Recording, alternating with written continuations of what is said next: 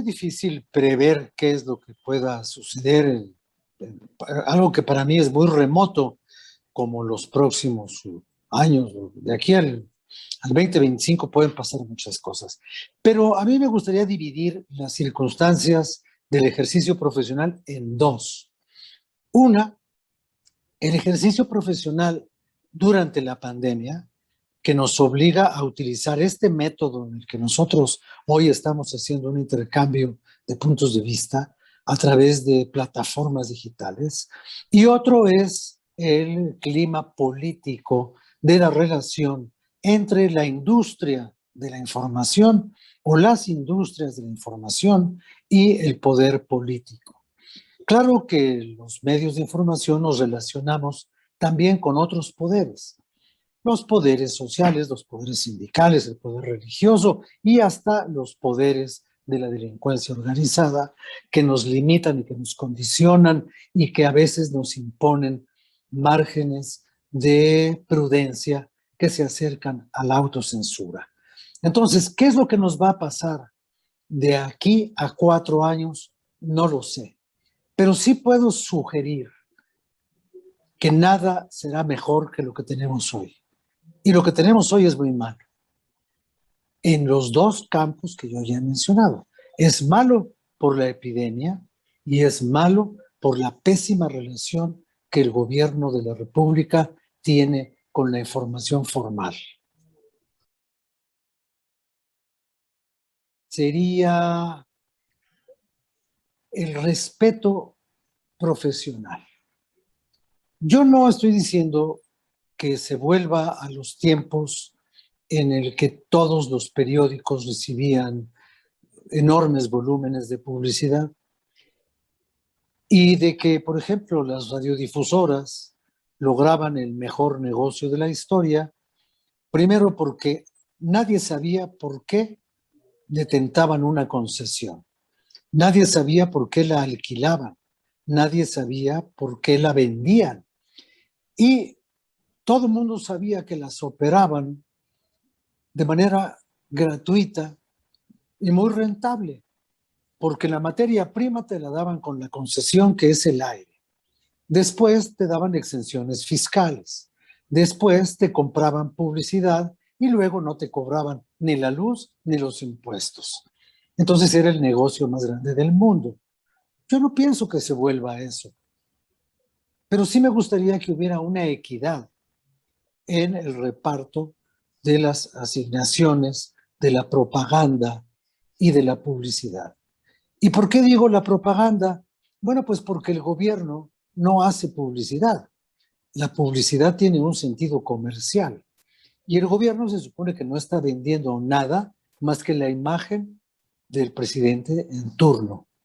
Y nunca se ha vendido más cara la imagen que la de este presidente.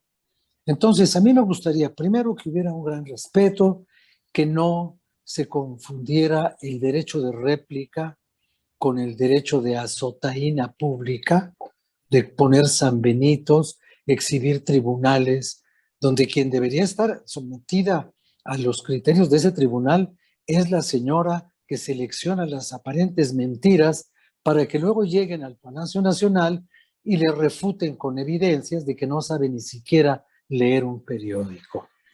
A mí me gustaría que terminara el pleito con el poder.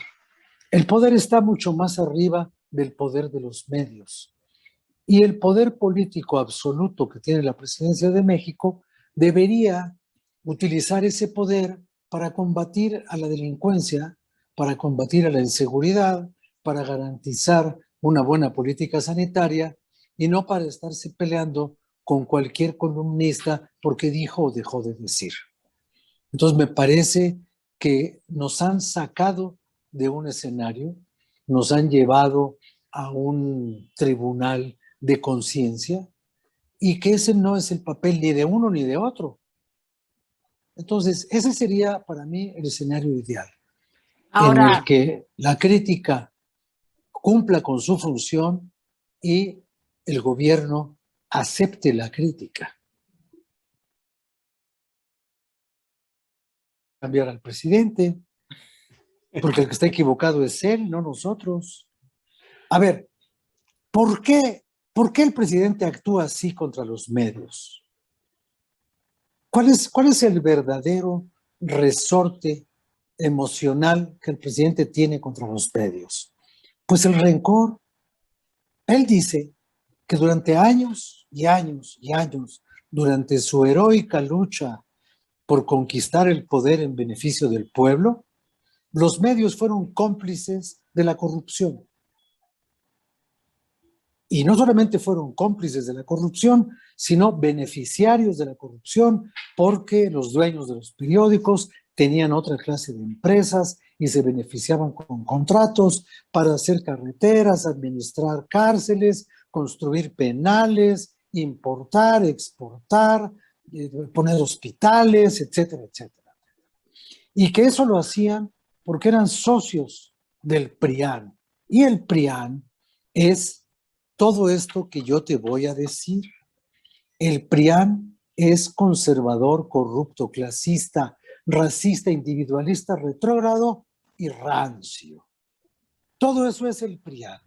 Entonces, los medios de hoy están pagando los pecados de ayer en la lógica que tiene el presidente de la República de pasarlo todo por el prisma de una forma de ver la historia, ni siquiera de ver la historia. Entonces, cuando él dice cosas tan conmovedoramente equivocadas, como que el periódico Reforma cayó como momia cuando la represión terrible de Díaz Ordaz en el 68, pues el periódico Reforma no tenía otro remedio porque no existía. Entonces, esa actitud de venganza rencorosa es la que debe desaparecer. No debe desaparecer el constitucional derecho de réplica. No debe modificarse la noción del derecho a la información.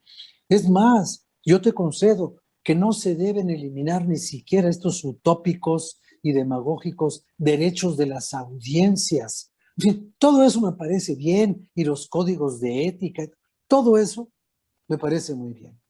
Lo que no me parece bien es que una política pública que relacione al poder con los medios atraviese por el pantano del rencor del presidente de la República, que hoy se está vengando de lo que dice él que le hicieron cuando lo habían sometido a un cerco informativo y en el cual él no tenía acceso a los medios, lo cual es otra mentira, porque sí tenía, y mucho. Sí.